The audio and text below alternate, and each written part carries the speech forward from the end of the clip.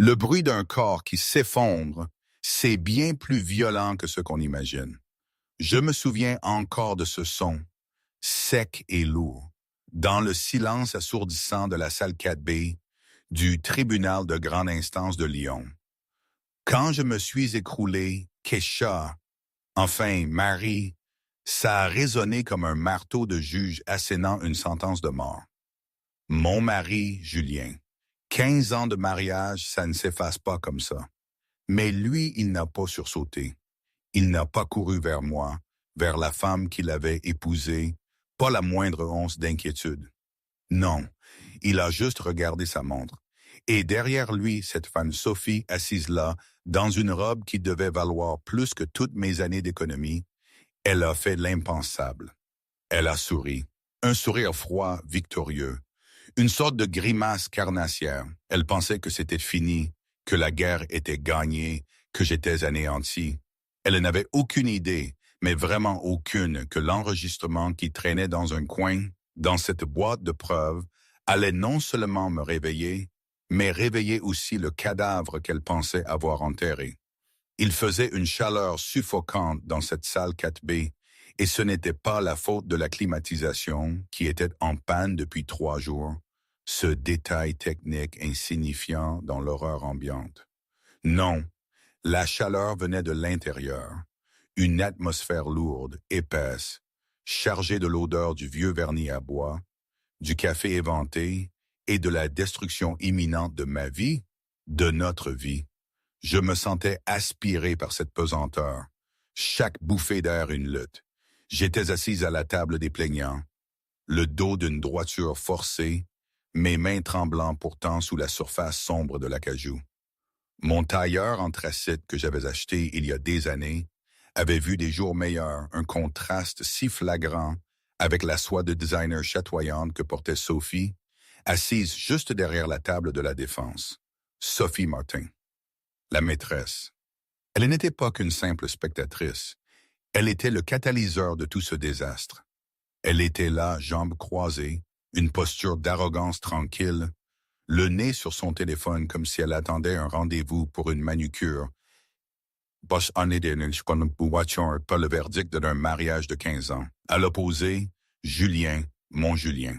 J'observais l'arrière de son cou, fraîchement rasé. Il portait le costume bleu marine que je lui avais offert pour sa promotion de directeur régional à l'entreprise. Cette promotion qu'il avait en grande partie obtenue parce que j'avais écrit ses discours en douce, organisé ses galas de réseautage, veillé à ce qu'il ne manque de rien. Et maintenant, il utilisait ce salaire pour payer un avocat sans scrupules, Maître Antoine Bertrand, pour s'assurer que je sorte de ce mariage sans rien, à part mon nom de jeune fille, Dubois et une montagne de dettes. Une montagne. C'était un peu ironique, quand on y pense, toutes ces années à gérer des chiffres, à équilibrer des budgets, pour finir ainsi. Madame Lefebvre, la voix du juge Gérard Leclerc a retenti du banc, un coup de tonnerre. C'était un homme âgé, aux sourcils gris broussailleux, réputé pour son intolérance totale envers les théâtreries de salle d'audience. Il avait l'air épuisé, comme si mon malheur l'épuisait personnellement. Nous avons examiné les déclarations financières 3 fois. Votre conseiller prétend qu'il y a des avoirs cachés, mais vous n'avez fourni aucune preuve matérielle. Monsieur Lefebvre a fourni des relevés bancaires, des déclarations de revenus, des titres de propriété. Tout semble être en ordre. Mon avocat, un commis d'office appelé Pierre Laurent, semblait tellement nerveux. Je me souviens de son jeune visage, ses cheveux un peu en bataille. Il était jeune, surchargé de travail, clairement dépassé par l'équipe juridique hors de prix de Julien. « Votre honneur », bégaya Pierre, fouillant dans des papiers déjà désordonnés. « Ma cliente insiste sur l'existence de comptes offshore. Nous avons juste besoin de plus de temps pour assigner les registres de la société Écran aux Bahamas. » « Objection !» Maître Bertrand s'est levé, boutonnant sa veste d'un mouvement fluide et exercé. Il avait cette aura de prédateur, l'œil vif et le sourire en coin. « C'est une tactique de diversion, votre honneur. Madame Lefebvre a du mal à accepter la réalité de la situation. Mon client, Julien, a été plus que généreux dans son offre de règlement. Il lui propose la Honda Civic de 2018 et une somme de 5 000 € en espèces. Étant donné qu'elle n'a pas été employée au cours des 5 dernières années, c'est de la charité. Le mot a flotté dans l'air. Charité. Ça m'a transpercé la poitrine. Une douleur aiguë. Pas employé, j'avais géré notre foyer. J'avais élevé nos jumeaux que Julien avait absolument voulu envoyer en internat en Suisse, comme si je ne pouvais plus m'en occuper, comme si ça n'était pas déjà assez le bazar à la maison avec tout ça. Il ne voulait pas qu'il voie le désordre du divorce. J'avais rénové nos propriétés d'investissement de mes propres mains pour économiser sur les entrepreneurs. Des semaines, des mois de travail acharné, la poussière, la peinture, la sueur. J'ai travaillé, ai-je murmuré, ma gorge serrée, remplie de sable. Parlez plus fort, Madame Lefebvre, a ordonné le juge Leclerc, sans être méchant, juste ferme. Je me suis levé, mes jambes tremblantes comme de la gelée. J'ai travaillé, votre honneur, j'ai géré nos locations, j'ai fait la comptabilité pour l'entreprise de conseil de Julien, depuis notre bureau à domicile. J'étais là pour tout. Une assistance domestique non rémunérée n'est pas un emploi formel, Madame Lefebvre. Et coupez l'avocat de Julien, Maître Bertrand, d'un ton mielleux et condescendant. Et quant aux unités de location, le titre de propriété est au nom de Julien. Vous aidiez simplement votre mari, comme une épouse le fait. Julien s'est tourné légèrement. Pour la première fois de la matinée, son regard a croisé le mien. Il n'y avait pas d'amour dans ses yeux, même pas de haine, juste une indifférence froide et ennuyée. Le genre de regard que l'on jette à un vieil appareil électroménager qu'on attend de jeter à la décharge. Derrière lui, Sophie a couvert sa bouche pour étouffer un gloussement. Ce son, comme une aiguille perçant un ballon, a résonné dans mon crâne. Elle riait pendant que ma vie se déchirait. C'était insupportable. Nous passons aux arguments de clôture, a dit le juge Leclerc, se frottant les tempes. À moins que la plaignante n'ait de nouvelles preuves concrètes à présenter aujourd'hui, je suis enclin à statuer sur la division des avoirs en fonction de la documentation actuellement en ma possession. Votre honneur, s'il vous plaît, ai-je dit, ma voix s'élevant, craquant de désespoir. Je pouvais sentir les larmes monter, brûlantes. Il a vidé les comptes joints un vendredi soir. Il a transféré la maison à une SARL un samedi. Le lundi, j'étais enfermé dehors. Il a 3 millions d'euros d'actifs et il prétend être démuni. Il n'a rien. C'est un mensonge. Prouve-le, a mimé Julien, sans un son, mais j'ai vu ses lèvres bouger. Prouve-le. La pièce a commencé à tourner. Le bois brun du banc du juge s'est brouillé avec le beige des murs. La chaleur semblait m'aspirer, pesant sur le sommet de ma tête. J'ai agrippé la table. J'avais des preuves. Je savais que j'en avais. Mais où étaient-elles? L'enveloppe, l'enregistreur numérique. Je l'avais donné à Pierre. N'est-ce que bon? J'ai regardé mon jeune avocat. Pierre fouillait frénétiquement dans sa maillette, la sueur goûtant sur son bloc-notes. Je ne trouve pas la déclaration sous serment, Madame Lefebvre, a-t-il chuchoté, la panique dans les yeux. Celle de l'employé de banque, elle n'est pas là. Mon cœur a tambouriné contre mes côtes. Boum, boum, boum. J'ai regardé Sophie. Elle a levé son téléphone, faisant semblant de vérifier un message, mais elle a incliné l'écran juste assez pour que je puisse voir. C'était une photo de ma voiture garée devant le tribunal. Et à côté, tenant une mallette qui ressemblait étrangement à celle de rechange de Pierre, il y avait un homme en suède à capuche noire. Ils avaient volé les preuves. Ils avaient réussi à piéger Pierre ou l'avaient dévalisé avant qu'il n'entre. La réalisation m'a frappé avec la force d'un coup physique. Ils m'avaient tout enlevé. Ma maison, mes enfants, ma dignité et maintenant ma voix. Madame Lefebvre, a demandé le juge. J'ai ouvert la bouche pour parler, pour crier, pour les accuser de vol, mais l'air ne voulait pas entrer dans mes poumons. La pièce a basculé violemment vers la gauche. Les lumières au-dessus ont vacillé. L'obscurité a envahi les bords de ma vision. L'effondrement n'était pas théâtral. Il était lourd, laid et soudain. Un instant, je me tenais debout, mes jointures blanches agrippées à la table. L'instant d'après, mes genoux ont simplement cessé d'exister. Je me suis écroulé d'un coup, ma tête heurtant le bord de la table de la défense avant de frapper le sol avec un bruit sourd et écœurant. « Marie !» a hurlé Pierre, laissant tomber ses papiers. La salle d'audience a éclaté dans un tourbillon de chaos retenu. L'huissier de justice, un grand homme nommé Agent Leblanc, s'est précipité de son poste près du mur. « Appelez un médecin !» a crié le juge Leclerc, se levant si brusquement que sa chaise a reculé et frappé le mur. Du calme tout le monde, reculez. Au sol, le monde était un flou de tapis gris et de douleurs lancinantes. J'étais consciente, mais à peine. Je ne pouvais plus bouger mes membres. C'était comme si une lourde pierre avait été posée sur ma poitrine. J'entendais des voix, mais elles semblaient venir de sous l'eau. Elle respire, c'était l'huissier. Elle simule, a dit une voix aiguë et nasillarde. L'avocat de Julien. Elle sait qu'elle est en train de perdre votre honneur. C'est une manœuvre pour annuler le procès. Reculez, maître, ou je vous accuserai d'outrage à la cour, et rugit le juge Leclerc. À travers mes cils, je pouvais voir un bout de la salle d'audience de mon point de vue au sol. J'ai vu les chaussures éraflées de l'huissier. J'ai vu le visage terrifié de Pierre. Et puis, j'ai vu les mocassins italiens chers de mon mari. Julien n'avait pas bougé. Il était toujours assis sur sa chaise. Il ne s'était même pas levé pour regarder par-dessus la table. « Julien » ai-je essayé de murmurer, mais cela a ressemblé à un gémissement.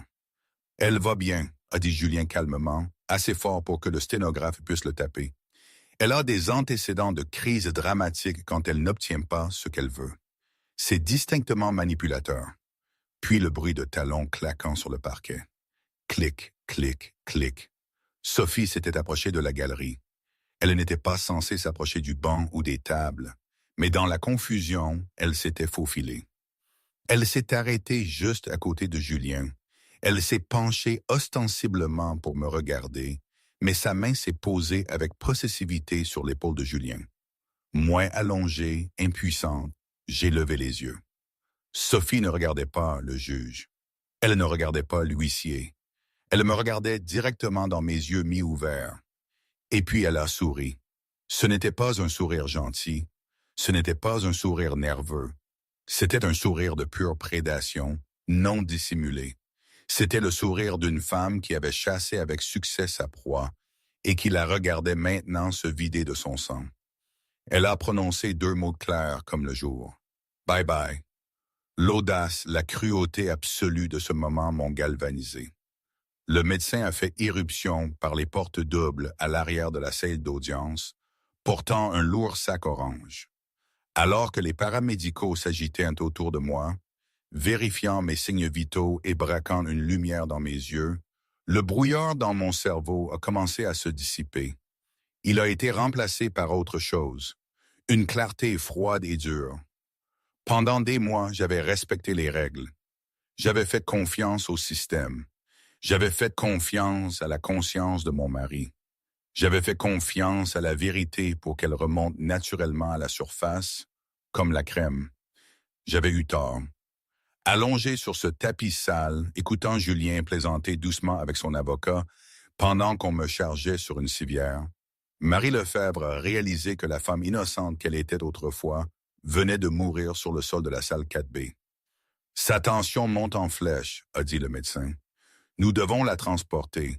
Crise hypertensive due au stress. »« Je vais bien », ai-je murmuré, essayant de me redresser. Le médecin m'a doucement repoussé. « Vous n'allez pas bien, madame. Vous avez pris un seul coup à la tête. »« Julien », a dit le juge Leclerc, sa voix pleine de dégoût. « Vous voudrez peut-être accompagner votre épouse à l'hôpital. » Julien s'est levé, vérifiant ses boutons de manchette. « Je le ferai, votre honneur, mais comme je l'ai mentionné, nous avons cette déposition pour l'audience de garde à 14 heures. Et franchement, si j'y vais, elle ne fera que continuer son cinéma. Il vaut mieux laisser les professionnels s'en occuper. La salle d'audience est devenue silencieuse. Même le sténographe a fait une pause. La froideur était absolue. Très bien, a dit le juge Leclerc, ses yeux se rétrécissant. L'audience est ajournée jusqu'à demain matin, 9 heures. Et Monsieur Lefebvre, oui, votre honneur, je vous suggère de prier pour qu'elle se rétablisse. Parce que si je découvre que ce stress a été provoqué par des pressions indues ou des avoirs cachés, la division des biens sera le moindre de vos soucis. Julien a juste affiché ce charmant sourire de cadre supérieur. Je n'ai rien à cacher, monsieur le juge. Alors qu'on me sortait, j'ai vu Sophie tendre à Julien une bouteille d'eau. Leurs mains se sont touchées, un bref frôlement intime de doigts qui criait victoire. Mais ils avaient fait une erreur fatale. Dans l'agitation, quand j'étais tombé, mon sac s'était ouvert. Le contenu s'était dispersé sous la table des plaignants. Rouge à lèvres, mouchoir, un portefeuille. Pierre, paniqué, était en train de les ramasser. Mais il y avait un objet que Pierre avait manqué. Une petite clé USB noire qui avait roulé hors d'une doublure cachée de mon sac. Elle avait roulé sur le sol, s'arrêtant directement sous la lourde chaise en chêne du greffier. Julien ne l'a pas vue. Sophie ne l'a pas vue. Pierre ne l'a pas vue. Mais alors que le brancard passait devant le bureau du greffier, je l'ai vu. Ce n'était pas la preuve des comptes bancaires. C'était dans la mallette volée. C'était autre chose. C'était l'option nucléaire. La seule chose que je m'étais promise de ne jamais utiliser parce que cela détruirait non seulement Julien, mais la réputation de toute sa famille. Que Dieu les aide, ai-je pensé alors que les portes se fermaient, coupant la vue sur le sourire de Sophie. Que Dieu les aide, parce que moi, je ne le ferai pas. Le lendemain matin, ou plutôt ce soir-là, je suis allongé, ma tête martelant encore un peu. La première chose qui m'a frappé, c'est l'odeur stérile de l'antiseptique, puis le bip-bip-bip rythmé d'un moniteur. J'ai ouvert les yeux. Les lumières fluorescentes vives de la chambre d'hôpital piquaient, m'efforçant à plisser les yeux. Ma tête battait d'une douleur sourde et persistante, un rappel de ma rencontre avec le sol de la salle d'audience. « Vous êtes réveillé », a dit une voix douce. J'ai tourné la tête. Assis sur la chaise en plastique inconfortable, dans le coin, ce n'était ni mon mari, ni mes enfants. C'était Pierre Laurent, mon jeune avocat commis d'office. Il avait l'air de ne pas avoir dormi depuis une semaine. Sa cravate était desserrée et il tenait une tasse de café de distributeur à deux mains.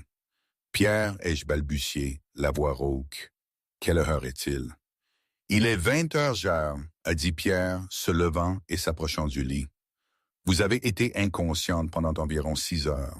Les médecins ont dit que c'était une combinaison de déshydratation sévère, de stress et d'une légère commotion cérébrale.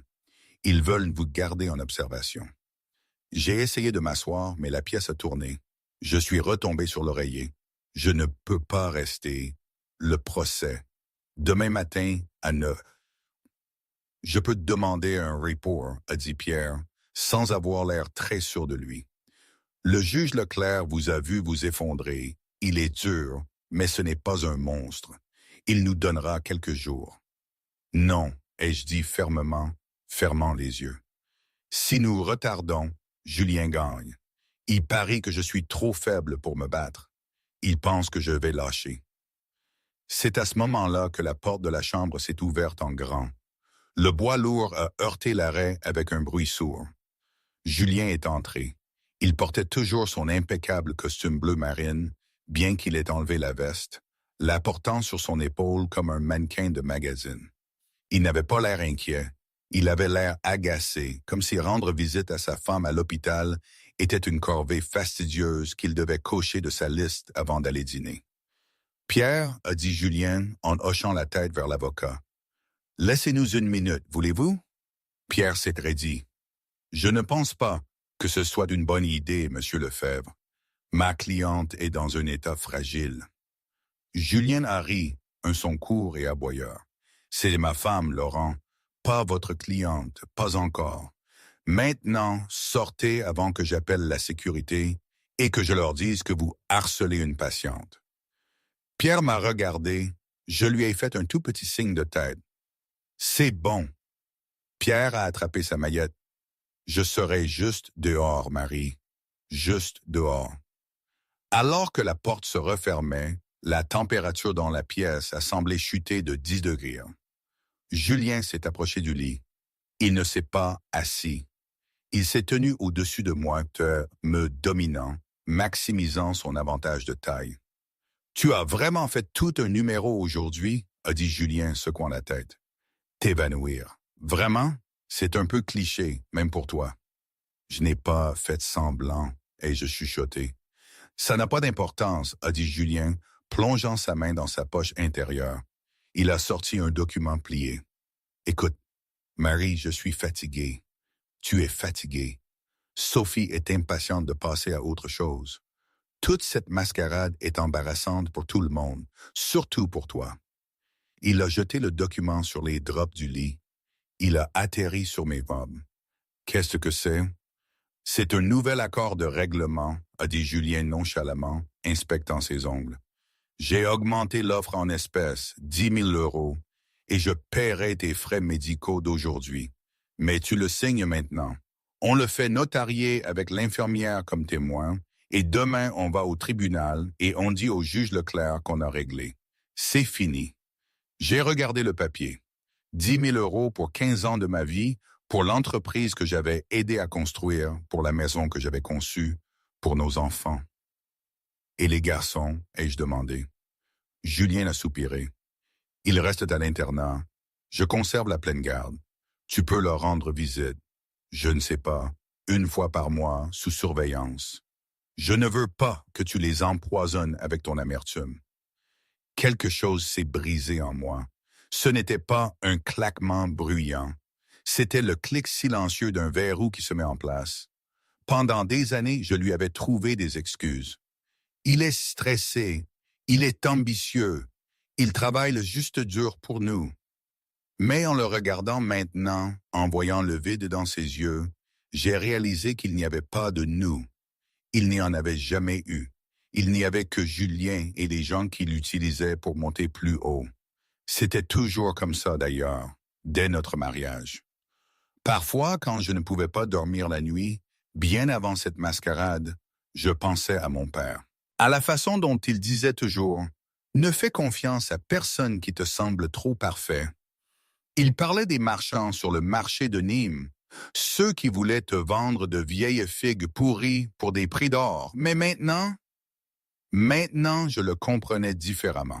Le château que nous avions, les promesses, les voyages, tout semblait trop beau, trop parfait, et la perfection n'existe pas. Ça, je l'avais appris à la dure. Il y avait toujours une faille, un prix à payer, un mensonge caché. Ce genre de leçon, on ne l'oublie pas. Elle vous ronge, elle vous éveille. Tu crois vraiment que tu as gagné? Ai-je dit, ma voix acquérant une force surprenante. Julien s'est penché, son visage à quelques centimètres du mien.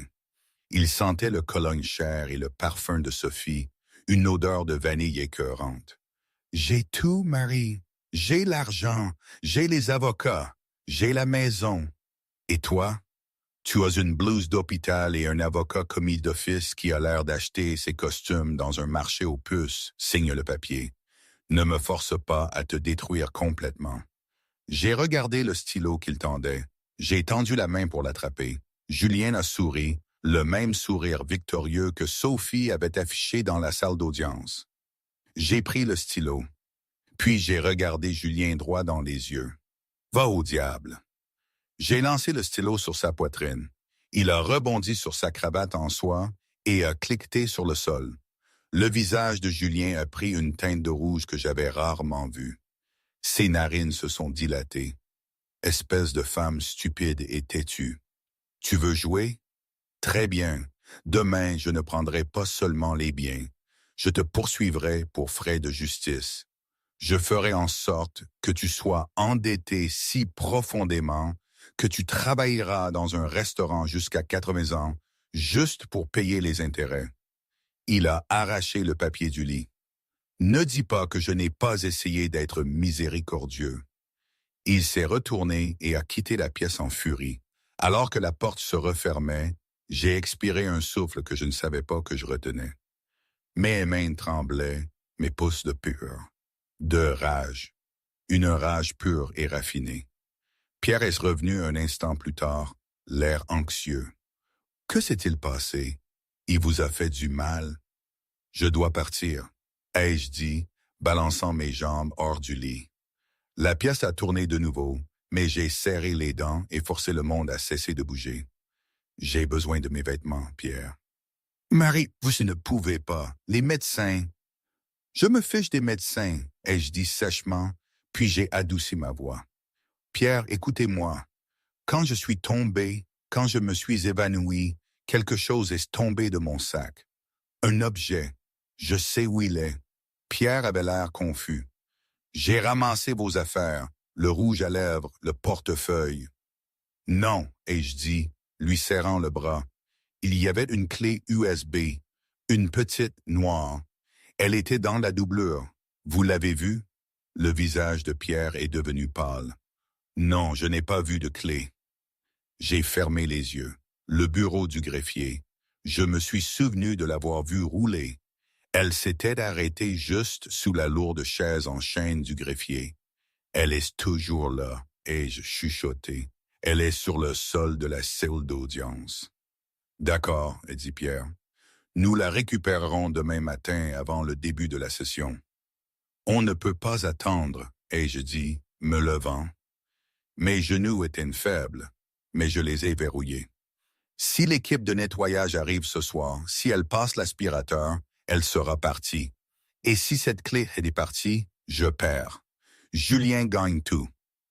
Qu'y a-t-il sur la clé, Marie? A demandé Pierre, sa voix chuchotée. Je l'ai regardé. Julien se croit intelligent. Il pense qu'il a effacé ses traces. Mais il a oublié que pendant 5 ans, j'ai géré l'informatique de son bureau à domicile. J'ai configuré les sauvegardes dans le cloud et j'ai installé le logiciel de dictée vocale qu'il utilise pour ses brainstorming de magouilles. J'ai attrapé mon manteau sur la chaise. Cette clé contient un journal audio. Il aime enregistrer ses pensées quand il est ivre. Il parle de tout, Pierre. Des comptes offshore, des pots de vin au conseil d'urbanisme pour ses projets immobiliers, et ce qu'il pense vraiment du juge Leclerc. Les yeux de Pierre se sont écarquillés. Il parle du juge? Il se moque de lui, ai-je dit sombrement.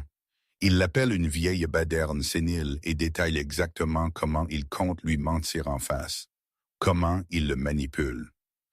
Pierre a sifflé doucement. Si Leclerc entend ça, exactement, ai-je dit.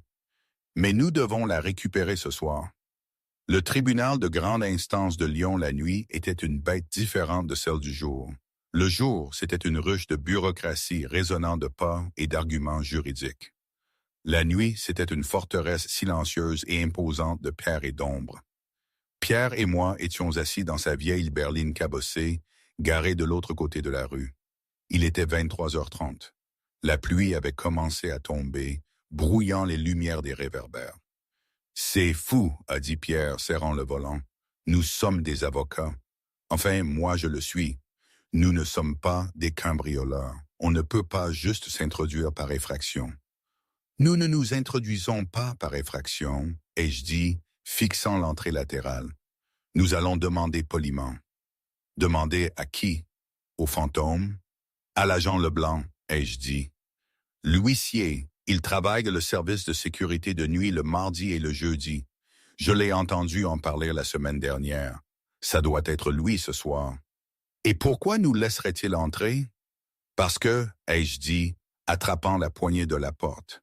Il a une femme et 3 filles, et il a vu ce qui s'est passé aujourd'hui. Il a vu Sophie sourire. Il a vu son dégoût. Et il a vu ma dignité mourir. Je suis sorti sous la pluie. L'eau fraîche me faisait du bien sur ma peau fiévreuse. J'ai traversé la rue, Pierre se hâtant de me rattraper, tenant sa mallette au-dessus de sa tête comme un parapluie de fortune. Nous avons atteint l'entrée latérale du personnel. J'ai appuyé sur le bouton de l'interphone. Bzzz, sécurité. Quel est votre motif? Une voix déformée a crépité. Agent Leblanc, c'est Marie Lefebvre. Silence. Un silence long et pesant. Madame Lefebvre. La voix est revenue, surprise. Vous êtes censé être à l'hôpital. Je l'étais, mais je suis parti. J'ai laissé quelque chose dans la salle d'audience 4B, et Jean. Quelque chose de vital. Une question de vie ou de mort. Le tribunal ouvre à 8h du matin, madame. Revenez à ce moment-là. Je ne peux pas, ai-je dit, me penchant vers le haut-parleur. S'il vous plaît, agent Leblanc, vous les avez vus aujourd'hui. Vous avez vu comment ils m'ont traité. Si je ne récupère pas cet objet ce soir, il pourrait être parti au matin. Je demande juste 5 minutes, s'il vous plaît. Ce sont des preuves cruciales. Il y a eu une pause qui a semblé une éternité. Pierre s'est déplacé nerveusement à côté de moi. Il ne va pas le faire, Marie. C'est absurde. Puis un clic fort a retenti de la porte. Le lourd loquet métallique s'est déverrouillé. J'ai poussé la porte pour l'ouvrir. L'agent Leblanc se tenait au bureau de sécurité, un sandwich à moitié mangé à la main. Il avait l'air fatigué. Il a regardé mon bracelet d'hôpital, qui était toujours à mon poignet, puis mon visage déterminé. 5 minutes, a grommelé Leblanc. Je ne vous vois pas. Vous n'avez jamais été là. Si quelqu'un demande, j'étais aux toilettes. Merci, ai-je soufflé. Merci infiniment. Ne me faites pas regretter ça, a-t-il dit, nous tournant le dos. Pierre et moi avons couru dans le couloir. Nos pas résonnaient fort sur les sols de marbre. Nous sommes froissés devant les portraits d'anciens juges, leurs yeux semblant nous suivre. Nous avons atteint les portes doubles de la salle d'audience 4B. Elle était verrouillée. Bon sang, et sifflé Pierre. J'ai essayé la poignée. Verrouillée à double tour. J'ai regardé autour de moi. Leblanc avait dit 5 minutes. Il n'avait pas déverrouillé la pièce spécifique. J'ai regardé la fenêtre de soupirail au-dessus de la porte. Trop haute. J'ai regardé Pierre. Vous avez une carte de crédit? Ce n'est pas le cinéma, Marie. Ce sont des serrures d'État. J'ai posé mon front contre le bois. J'étais si proche. Attendez, a dit Pierre. Il s'est agenouillé. L'équipe de nettoyage. Quoi? Regardez. Il a pointé le bas de la porte. Il y avait un petit cale-porte en caoutchouc jeté sur le côté, mais la porte n'était pas calée. Cependant, une légère lumière venait de sous la fente. Quelqu'un est à l'intérieur, ai-je chuchoté. Le concierge, a dit Pierre. J'ai frappé doucement au début, puis plus fort. La porte s'est ouverte vers l'intérieur. Une femme surprise, des écouteurs autour du cou et une serpillière à la main, nous a fixés. Elle avait l'air terrifiée. Nous ne sommes pas là pour vous faire du mal, ai-je dit rapidement, levant les mains. Je suis la dame du procès d'aujourd'hui, celle qui est tombée. Les yeux de la concierge se sont écarquillés. Elle m'avait reconnu. La dame qui s'est évanouie. Oh oui, c'est moi. J'ai laissé tomber quelque chose. Pouvons-nous juste regarder? La concierge a hésité puis a reculé. Je cire les sols dans 10 minutes. Faites vite. Je me suis précipité à l'intérieur. La salle d'audience était sombre, éclairée seulement par les lumières ambiantes de la rue filtrant à travers les hautes fenêtres. Elle avait de l'air fantomatique. Les tables étaient nues. J'ai couru à la table des plaignants. Je me suis mis à 4 pattes. « Vous la voyez ?» avait demandé Pierre, balayant la pièce nerveusement. « Non, ai-je dit, la panique montant dans ma gorge. J'ai rampé vers l'allée centrale. J'ai atteint le bureau du greffier. C'était une immense structure en bois à l'ancienne. Je me suis allongé sur le ventre, ignorant la douleur dans mes côtes, et j'ai cherché dans l'obscurité sous le bureau. Des moutons de poussière, un emballage de chewing-gum, un trombone, pas de clé. Elle n'est pas là. Ai-je étouffé? Des larmes ont piqué mes yeux. Elle est partie. Peut-être qu'elle a roulé plus loin, a dit Pierre, sortant son téléphone et allumant la lampe de poche. Il a balayé le faisceau sur le tapis. La lumière dansait sur le motif du tapis. Rien. Quelqu'un l'a prise, ai-je dit, m'asseyant sur mes talons. Julien, il a dû la voir. Où Sophie? S'ils l'ont, nous sommes perdus, a dit Pierre, sa voix tremblante. Attendez, a dit la concierge. Elle se tenait près de la porte, nous observant. Vous cherchez une petite clé noire comme pour un ordinateur? Ma tête s'est relevée. Oui, oui, vous l'avez vu? La concierge a plongé la main dans la poche de son uniforme bleu. Je l'ai ramassée il y a environ 20 minutes. J'allais la mettre dans la boîte des objets trouvés demain. Elle l'a tendue. Là, dans sa paume quelleuse, se trouvait la petite clé USB noire. Pour n'importe qui d'autre, c'était 5 € de plastique. Pour moi, c'était une épée. Je me suis précipité et l'ai attrapée, la serrant contre ma poitrine. J'aurais pu embrasser cette femme. Vous n'avez aucune idée de ce que vous venez de faire. Vous venez de me sauver la vie. Faites juste attention de ne plus vous évanouir sur mon sol propre, a dit la concierge avec un sourire. Je me suis tourné vers Pierre. Il était appuyé contre la balustrade, exhalant un soupir de soulagement massif. Nous l'avons, ai-je dit. Mes yeux étaient durs maintenant. La peur avait disparu. Maintenant, nous devons nous préparer. Préparer quoi? A demandé Pierre. Nous la donnons au juge. Non, ai-je dit, nous ne la lui donnons pas. L'avocat de Julien objectera. Il dira que c'est inadmissible. Il dira que c'est truqué. Nous devons la jouer. Nous devons que la cour l'entende avant qu'il ne puisse l'arrêter. C'est très irrégulier, m'a averti Pierre. Le juge Leclerc me mettra en outrage. Laissez-le faire, ai-je dit. Une fois qu'il aura entendu ce que Julien dit de lui, il ne se souciera plus de la procédure. Pierre, êtes-vous avec moi? C'est votre chance de vous faire un nom. L'avocat qui a fait tomber Julien Lefebvre.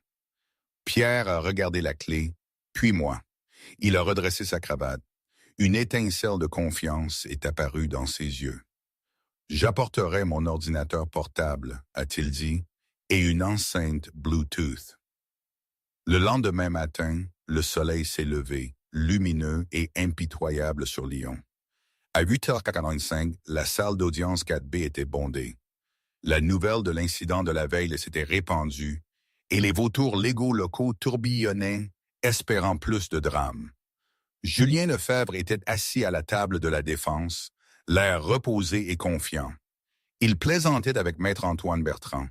Sophie était de retour dans la galerie, portant cette fois une robe rouge, une couleur audacieuse et agressive. On aurait dit qu'elle assistait à une première. « Tu crois qu'elle va venir? » a chuchoté Sophie, assez fort pour que le premier rang entende.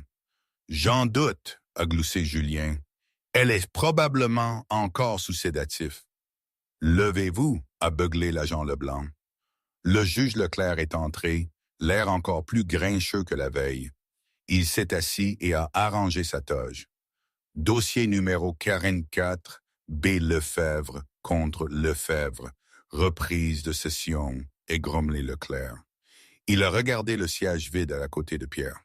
« Monsieur Laurent, je vois que votre cliente est absente. Je suppose qu'elle est toujours hospitalisée. Devons-nous reporter? » Maître Antoine Bertrand s'est immédiatement levé. « Votre honneur, bien que nous compatissions à l'état de Madame Lefebvre, mon client a une entreprise à diriger. Nous ne pouvons pas continuer à traîner cela en longueur. Si la plaignante ne peut pas comparaître, nous demandons un jugement par défaut basé sur les preuves actuelles. » Le juge Leclerc a pincé les lèvres. « Monsieur Laurent, » Pierre s'est levé. Il n'avait pas l'air nerveux aujourd'hui. Il avait l'air concentré. « Ma cliente n'est pas absente, votre honneur. » Les portes doubles à l'arrière de la salle d'audience se sont ouvertes. Je suis entré. Je ne portais pas le tailleur gris d'hier. Je portais une robe blanche que j'avais achetée il y a des années pour un dîner d'anniversaire où Julien n'était jamais venu. J'ai marché lentement, légèrement boiteuse, mais la tête haute. J'avais l'air spectral mais incassable. Le murmure dans la salle d'audience s'est éteint. Julien s'est retourné. Son sourire a vacillé une fraction de seconde, puis est revenu, forcé. « Regardez l'acte de Lazare », a-t-il marmonné à Antoine. J'ai franchi la barrière et j'ai pris place. Je n'ai pas regardé Julien. Je n'ai pas regardé Sophie. J'ai regardé droit le juge.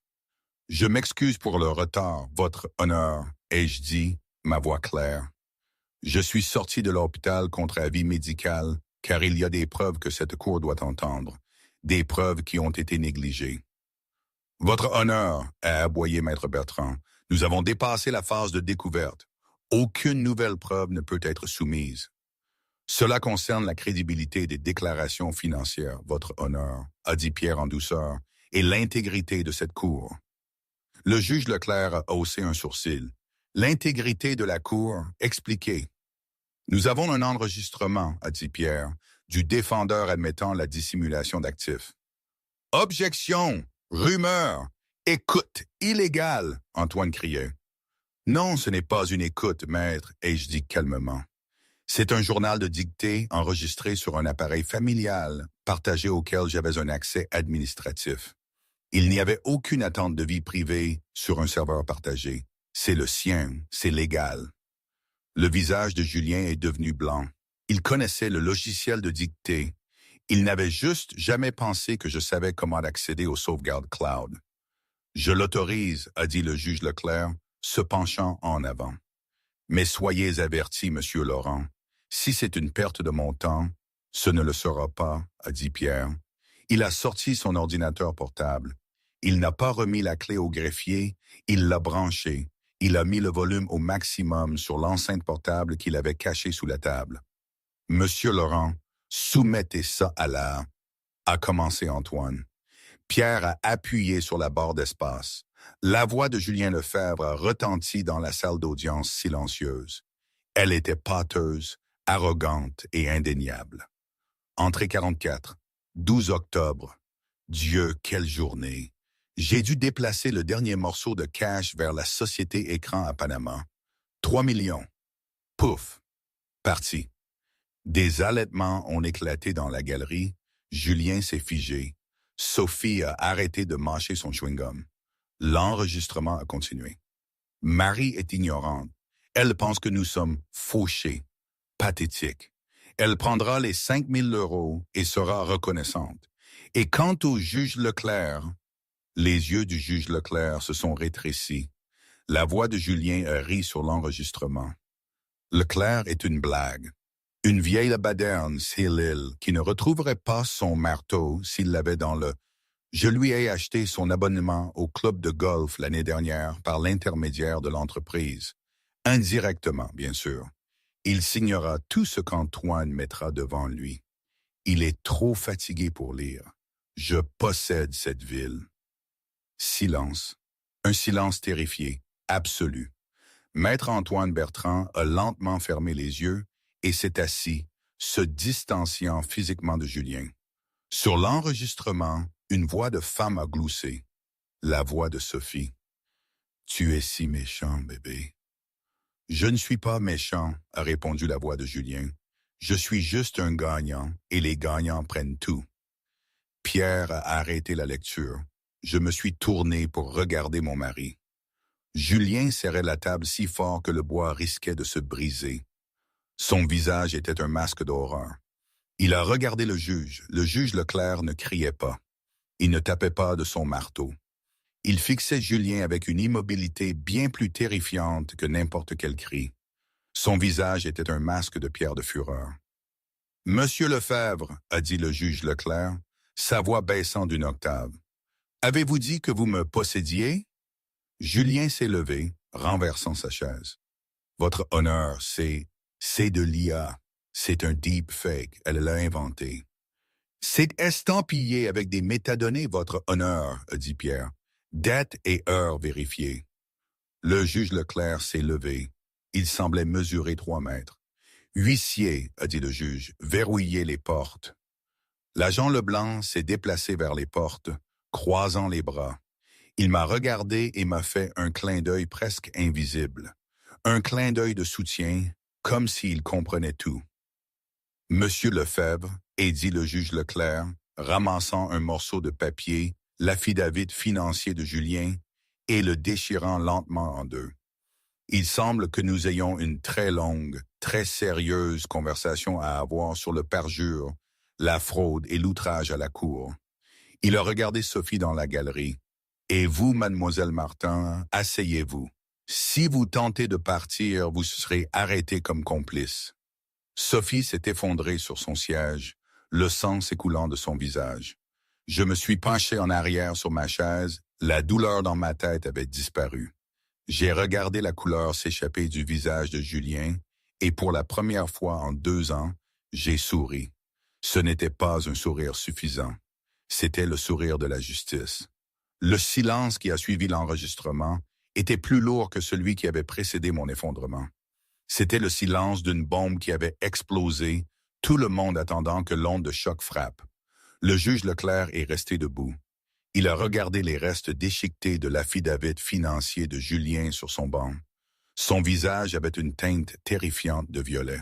« Monsieur Laurent, » a dit le juge Leclerc, sa voix trompeusement calme, « veuillez débrancher cet appareil et le remettre directement à l'huissier. Cette clé est maintenant la pièce A dans ce qui, j'imagine, sera une très longue procédure pénale. » Antoine Bertrand, l'avocat hors de prix de Julien, était déjà en train de ranger sa mallette. Ses mouvements étaient saccadés et frénétiques. « Antoine, fais quelque chose » a sifflé Julien. La sueur perlait sur son front. « Objecte. Dis-lui que c'est hors contexte. » Antoine s'est arrêté. Il a regardé Julien avec un mélange de pitié et de dégoût. Puis il s'est tourné vers le banc. « Votre honneur à la lumière des preuves présentées, qui impliquent que mon client a utilisé mes services pour commettre inconsciemment une fraude devant cette cour. Je demande à me retirer immédiatement en tant que conseil. » « Refusé !» a claqué le juge Leclerc. « Vous êtes l'avocat du dossier, Monsieur Bertrand. Vous resterez assis là et témoignerez du désordre que vous avez aidé à créer jusqu'à ce que je dise le contraire. Asseyez-vous. » Antoine s'est assis, ressemblant à un ballon dégonflé. Julien a regardé autour de lui avec fureur. Son regard s'est posé sur moi. J'étais assise parfaitement immobile, mes mains croisées sur mes genoux. Je ne souriais plus.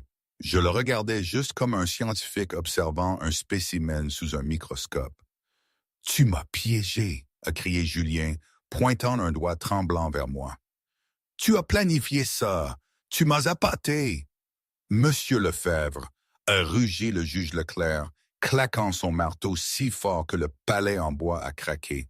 « Un mot de plus et vous serez bâillonné. Vous comprenez ?» Julien a serré la bouche, sa poitrine se soulevant. « Agent Leblanc !» a commandé le juge. « Mettez Monsieur Lefebvre en détention immédiatement.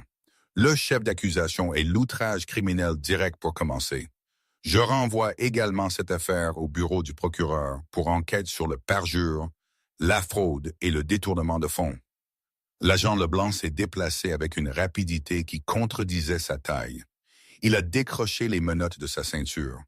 Le claquement métallique du mécanisme a retenti fort dans la pièce. « Julien Lefebvre, mettez vos mains derrière le dos, » a dit Leblanc, une satisfaction sinistre dans sa voix. « Vous ne pouvez pas m'arrêter, » a balbutié Julien, alors que Leblanc le faisait pivoter. « Je suis associé chez Lefebvre et associé. J'ai une déposition à 14 heures. »« Vous allez la manquer, » a grogné Leblanc, serrant les menottes. Alors que Julien était malmené, Sophie s'est levée dans la galerie. Elle a attrapé son sac de créateur, ses yeux papillonnant vers le panneau de sortie. Elle ressemblait à un animal piégé.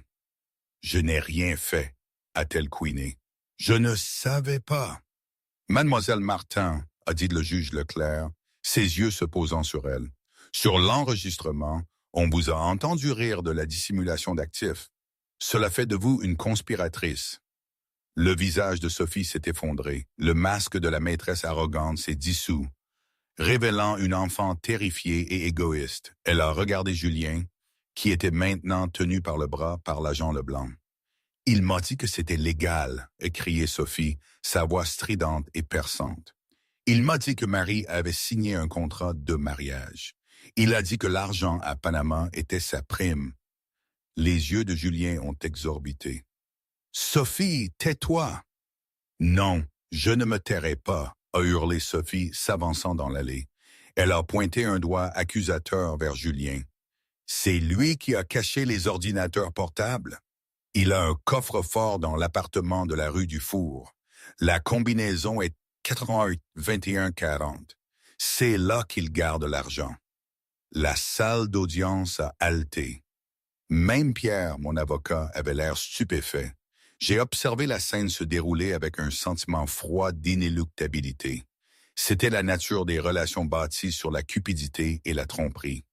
Au moment où la pression était appliquée, ils se retournaient l'un contre l'autre comme des rats affamés. Il n'y avait aucune loyauté parmi les voleurs. C'était une preuve de plus qu'ils appartenaient, d'une certaine façon, ensemble, mais dans la déchéance, pas dans l'amour. Un coffre-fort rue du Four. Le juge Leclerc a noté quelque chose. Merci pour cette information, mademoiselle Martin. Elle sera très utile pour le mandat de perquisition. Je coopère, a pleuré Sophie, les larmes coulant sur son visage, ruinant son maquillage. Je suis une victime ici. Il m'a manipulé aussi. Nous laisserons la police en décider, a dit le juge Leclerc d'un ton désinvolte. Agent, détenez mademoiselle Martin également. Elle risque de fuir. Un deuxième huissier s'est avancé. Sophie a crié alors qu'on l'emmenait, donnant des coups de pied et sanglotant, traînée devant la femme même qu'elle avait regardée avec un sourire narquois seulement 24 heures plus tôt. Je n'ai pas détourné le regard. J'ai croisé les yeux de Sophie alors qu'elle passait. Sophie m'a regardé, implorant silencieusement ma pitié. J'ai simplement haussé un sourcil. Le message était clair. Tu voulais sa vie. Tu l'as eue. Alors que la porte se refermait derrière la maîtresse hurlante et le mari menotté, un lourd silence est revenu dans la pièce. Le juge Leclerc a expiré un long souffle. Il a retiré ses lunettes et s'est frotté l'arête du nez. Il m'a regardé. « Madame Lefebvre, a-t-il dit, sa voix beaucoup plus douce maintenant. Je vous dois des excuses. Le système judiciaire repose sur l'honnêteté, et quand une partie décide de s'en moquer, des victimes comme vous souffrent. Je gèle tous les avoirs associés à M. Lefebvre, y compris les comptes d'exploitation de l'entreprise, les comptes de la société Écran et les comptes personnels de Mademoiselle Martin, attendant l'enquête. » Il s'est penché en avant. « Je vous accorde immédiatement la garde exclusive et temporaire de vos enfants. Je vous accorde également l'usage exclusif de la résidence conjugale et des propriétés d'investissement. Monsieur Laurent, rédigez l'ordonnance. Je la signerai aujourd'hui. » « Merci, votre honneur, a dit Pierre, rayonnant. Je me suis levé, mes jambes étaient instables maintenant. Merci, juge Leclerc. Je me suis retourné et j'ai quitté la salle d'audience. La galerie était pleine de chuchotis, de gens qui montraient du doigt et fixaient, mais je ne les entendais pas. J'ai traversé les portes doubles, passé le point de contrôle de sécurité et suis sorti sous le soleil éclatant du matin. J'ai pris une profonde inspiration d'air frais. Ça sentait la pluie et l'asphalte, mais pour Marie, ça sentait la liberté. Je n'avais pas fini, bien sûr. L'enregistrement n'était que la clé. Maintenant, il fallait ouvrir la porte et nettoyer la pourriture. 3 semaines plus tard, la maison Lefebvre était différente. Les stores étaient enfin ouverts et la lumière du soleil inondait la salle à manger où j'étais assise en face d'Antoine Desjardins. Antoine n'était pas seulement un expert comptable judiciaire, il était l'associé Finch de la firme de Julien, un homme que Julien avait toujours qualifié d'incompétent. Il s'est avéré qu'Antoine était juste observateur et discret. « Marie, a dit Antoine, faisant glisser une feuille de calcul sur la table d'acajou. J'ai trouvé une société écran appelée Red Hook. Il utilisait le capital de la firme pour payer un appartement en ville, 4 000 € par mois. J'ai fixé les chiffres. Pendant que je coupais des coupons pour acheter les uniformes scolaires des jumeaux, Julien dépensait une fortune pour loger Sophie dans le luxe. Et le compte à Panama, ai-je demandé. Trouvé, grâce à ce journal audio, a dit Antoine avec un sourire, ajustant ses lunettes. 3,2 millions d'euros. Le juge Leclerc l'a gelé ce matin. En vertu des statuts des avoirs cachés, parce qu'il a agi avec malice, le tribunal est susceptible de vous attribuer la totalité de la somme à titre de pénalité. Antoine a hésité puis a sorti une enveloppe Kraft de sa mallette. Nous avons également déverrouillé son coffre-fort au bureau. Nous avons trouvé ceci. C'était un rapport d'enquêteur privé.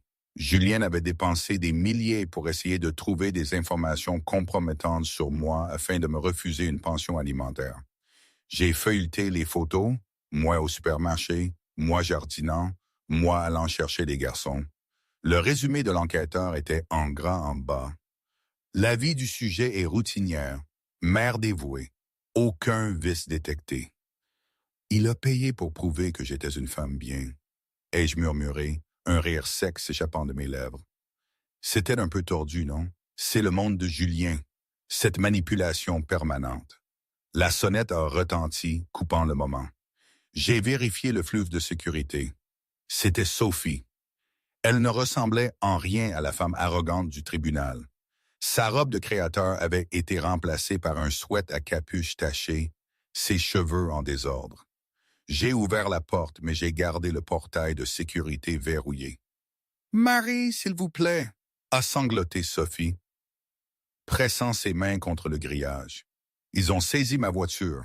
Ils m'ont enfermé hors de l'appartement. Je n'ai nulle part où aller. « Vous avez des parents, n'est-ce pas ?»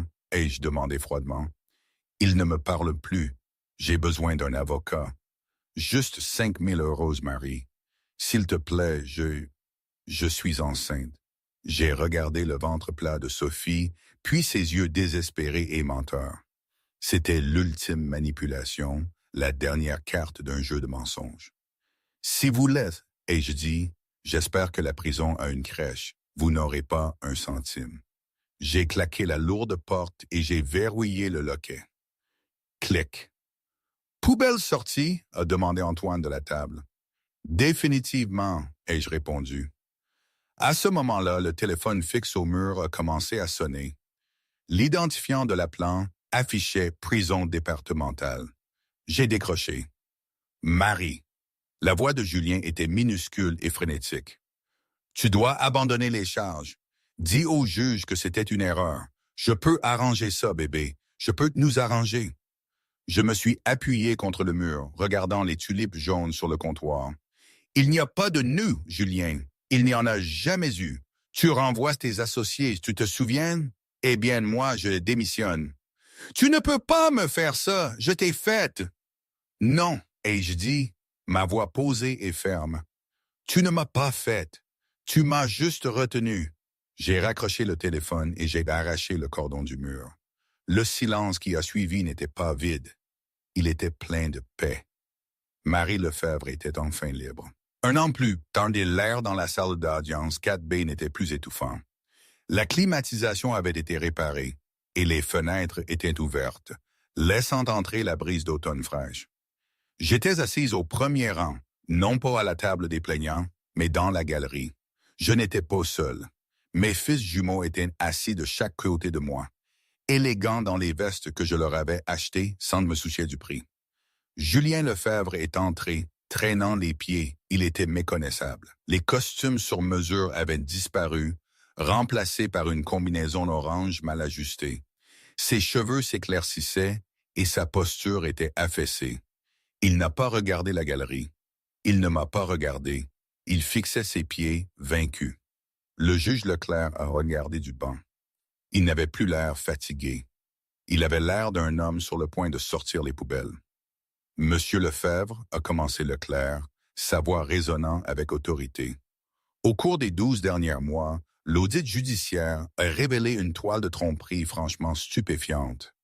Vous n'avez pas seulement caché de l'argent à votre femme. Vous avez fraudé vos associés. Vous avez éludé les impôts. Et vous avez tenté de subvertir le processus judiciaire de ce département. » Le défenseur public de Julien, il ne pouvait plus s'offrir Antoine Bertrand, est resté silencieux. Il n'y avait rien à dire. Pour le chef d'accusation de vol qualifié, je vous condamne à 8 ans. Pour le chef d'accusation de fraude, 5 ans. Et pour le chef d'accusation d'outrage criminel, Leclerc a fait une pause, croisant le regard de Julien. 2 ans consécutifs. Vous ne serez pas éligible à la libération conditionnelle avant au moins une décennie. Julien a tressailli alors que le marteau frappait, Bang! C'était le bruit d'un livre lourd qui se fermait. Alors que l'agent Leblanc emmenait Julien, il a fait une pause. Il a enfin levé les yeux vers moi. Il n'y avait plus de colère dans ses yeux, seulement un profond regret. Il a ouvert la bouche pour parler, peut-être pour demander pardon, mais j'ai simplement tourné la tête. J'ai regardé mes fils, j'ai touché leurs épaules et je les ai guidés hors de la pièce. Dehors, sur les marches du tribunal, le soleil était aveuglant. J'ai aperçu une femme marchant sur le trottoir de l'autre côté de la rue. C'était Sophie. Elle poussait une poussette, l'air épuisé, portant un uniforme de serveuse du restaurant local. Elle a levé les yeux, m'a vu debout au soleil et a rapidement détourné le regard, se hâtant dans la rue. J'ai pris une profonde inspiration. J'avais ma maison. J'avais mon entreprise. J'avais repris les clients honnêtes de la firme de conseil de Julien et l'avais rebaptisé. Et le plus important, j'avais mon respect de moi-même. Je n'avais pas besoin de sourire comme une prédatrice. Je n'avais pas besoin de cette grimace suffisante. Je n'avais besoin que de vivre, d'être. Venez, les garçons, ai-je dit, mettant mes lunettes de soleil. Allons prendre une glace. Maman régale. Et c'est ainsi que Marie Lefebvre a transformé sa tragédie en triomphe. Elle est passée d'un évanouissement sur un sol sale à se tenir debout, maîtresse de son propre destin. C'est un rappel brutal que quand on creuse une tombe pour quelqu'un d'autre, il vaut mieux creuser aussi pour soi-même, parce qu'on pourrait bien tomber dedans. Julien et Sophie se croyaient intouchables, mais ils ont oublié la règle la plus importante de la vie: la vérité a toujours une copie de sauvegarde. Vraiment, n'est-ce pas? La vie est faite de ces retournements, de ces moments où l'on pense que tout est perdu, mais en fait, tout est juste sur le point de commencer. Rien n'est jamais vraiment fini tant qu'on a le souffle et la volonté de